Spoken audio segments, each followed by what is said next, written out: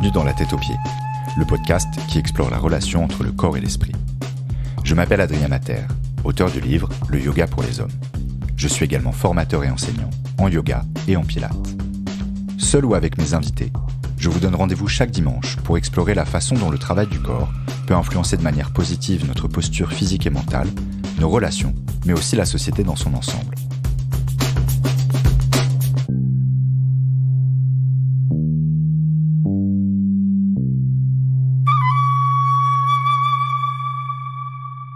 Bonjour et bienvenue dans La Tête aux Pieds.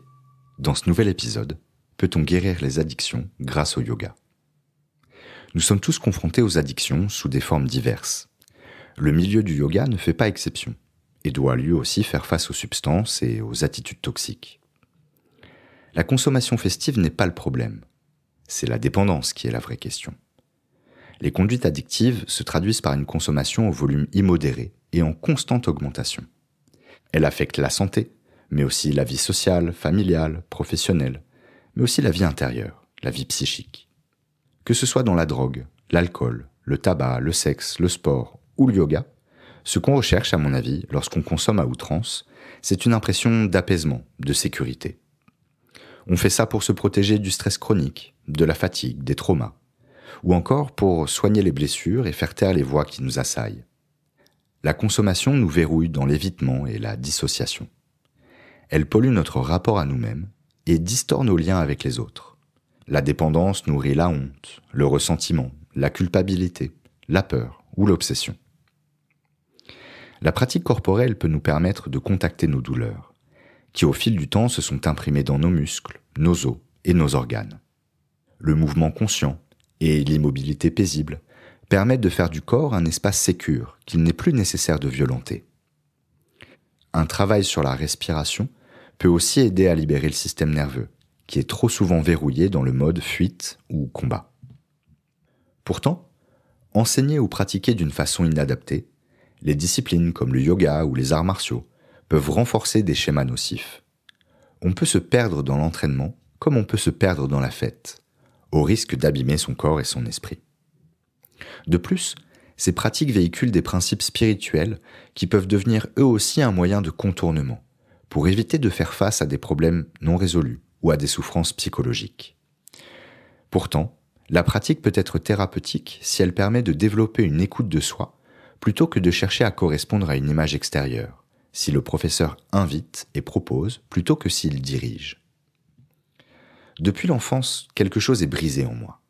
Petit, je fuyais le moment présent, en me réfugiant dans l'imaginaire, mais aussi dans la boulimie.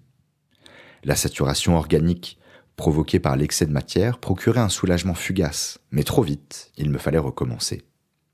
Mon corps n'était plus que le véhicule de mon esprit, et c'est sûrement pour ça que, des années plus tard, j'ai pris le chemin de la tête aux pieds. Même lorsque, adolescent, je pratiquais les arts martiaux intensément, je consommais une quantité croissante de cannabis.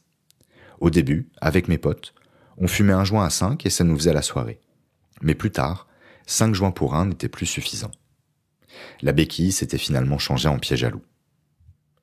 Les années ont passé. J'avais réussi à atteindre mes rêves, à vivre de ma passion, à construire un couple. Et pourtant, ma vie ne tournait qu'autour de la conso. Je gérais mes stocks avec le sérieux d'un chef d'entreprise. Je savais qui taxer et où acheter à n'importe quelle heure de la journée. Je me suis fourni dans les cages d'escalier, dans les halls de gare et dans les chiottes des bistrots. Un jour, dans le métro, j'ai croisé un de mes dealers. Il a mis un moment à me reconnaître, et puis il s'est exclamé « Ah, mais t'es un schlag, toi !»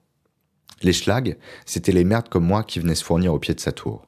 Et j'ai voulu lui répliquer que non, j'étais pas un schlag, que j'étais ceci ou cela, que finalement, je valais mieux que lui. Mais j'ai fermé ma gueule, parce qu'au fond, il avait raison. J'étais devenu un schlag. Les thérapies, la méditation, les entraînements ne suffisaient pas. Une fois la séance terminée, je traversais Paris en 4e vitesse pour éclater mon joint. Je donnais environ 50 cours par semaine, alors qu'au-delà de 20 cours, c'est déjà trop. Pour tenir le rythme, je me saccageais la physiologie au shit et à la caféine. Expresso spliff, c'était mon petit déj de champion. Je travaillais pour me défoncer et je me défonçais pour travailler. En remettant les gens à l'endroit, je gagnais de quoi me mettre à l'envers. Et même si je leur parlais de respiration toute la journée, ça m'empêchait pas de me calciner les poumons. C'est plutôt ironique, mais pendant 1 an, je suis intervenu dans un centre de désintoxication. Nous faisions de longues balades, des séances d'arts martiaux ou d'étirements. Et j'écoutais leurs histoires, les histoires de conso qui détruit tout. Il y avait la violence envers les autres, parfois, mais la violence envers soi-même, toujours. Leurs histoires étaient la mienne, et j'y pensais beaucoup en fumant mon joint sur le chemin du retour. Le programme du centre était organisé autour d'une méthode en 12 étapes, créée par des groupes de parole et d'entraide anonymes américains. Cette approche reste méconnue ou mal comprise en France, sûrement en raison de la discrétion de ses membres, mais aussi parce que la dépendance reste encore taboue chez nous. Aux États-Unis, la parole est beaucoup plus libre sur ce sujet. Dans les livres de Stephen King ou de James Lee Burke, par exemple, j'ai découvert des chemins de guérison. Il m'a fallu une dizaine d'années entre le moment où j'ai connu les fraternités, comme on dit, enfin moi je préfère le terme communauté, mais ça m'appartient, et le moment où je m'y suis mis sérieusement. Ça fait un peu moins de 2 ans que je fréquente ces groupes régulièrement, et c'est ce qui me permet non seulement de ne plus consommer, après quand même avoir fumé pendant 20 ans, mais aussi de remettre de l'ordre dans ma vie et dans mes idées. Grâce aux réunions, mais aussi à l'écriture des étapes et aux échanges avec mon parrain. Un peu comme dans les films et dans les séries finalement. Ça change ma façon de pratiquer et d'enseigner, ça fait évoluer mon yoga, parce que ça aussi c'est un chemin spirituel. Bien sûr, d'abord il faut arrêter de consommer. Mais ensuite, il y a toute une réorganisation de la vie intérieure et extérieure, un peu comme dans les yamas et niyamas en yoga. Maintenant, j'ai une vie normale, enfin aussi normale que possible. Simplement, à l'heure de l'apéro, je prends un Perrier au lieu d'une pinte et ça se passe très bien. Pour conclure, la pratique du yoga ou d'autres activités corps-esprit peut être un élément essentiel dans la gestion des conduites addictives. Mais il faut veiller à pratiquer d'une façon adaptée, sous la conduite d'une personne compétente, pour éviter de reproduire les mêmes schémas dans des contextes différents. Un travail thérapeutique s'avère dans bien des cas nécessaire.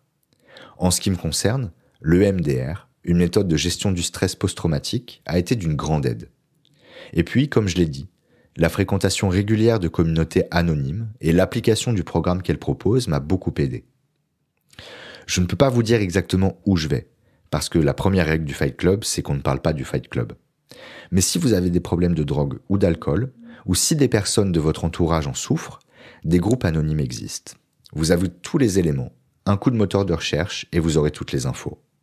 Je donne aussi quelques références en description, notamment sur le travail de Bessel van der Kolk, qui a beaucoup travaillé sur le lien entre le trauma et le corps.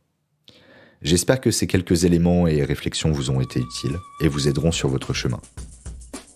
Et je vous dis à très bientôt pour un nouvel épisode de La Tête aux Pieds. Merci d'avoir écouté La Tête aux Pieds. Si ça vous a plu, n'hésitez pas à laisser plein d'étoiles sur Apple Podcast, à me suivre sur les réseaux et à en parler autour de vous. Pour pratiquer avec moi, rendez-vous sur mon site adrienmater.com. Je vous donne rendez-vous dimanche prochain pour un nouvel épisode. En attendant, prenez soin de vous et bonne semaine.